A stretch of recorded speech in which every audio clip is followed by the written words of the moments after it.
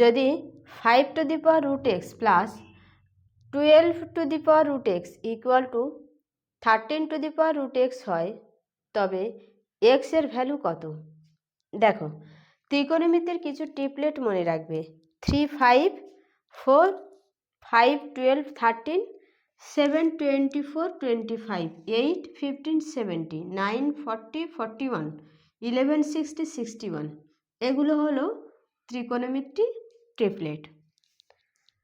ত্রিকোণমিতির ট্রিপলেটটা কি? Length square plus base square equal two hypotenuse square, মানে লম্ব স্কোয়ার প্লাস ভূমি স্কোয়ার ইকুয়াল টু অতি স্কোয়ার।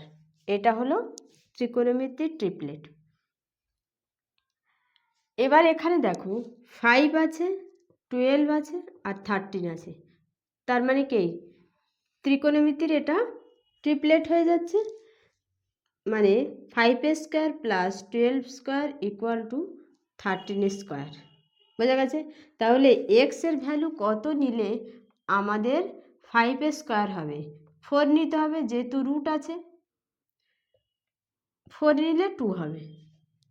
তাহলে 5 টু দি পাওয়ার রুট এক্সের জায়গায় কত হবে? 4 plus root 4 equal to 13 root 4।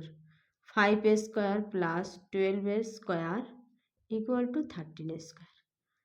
25 plus 144 plus equal to 169। 169 equal to 169। বোঝা গেছে? তাহলে এক্সের ভ্যালু কত? 4।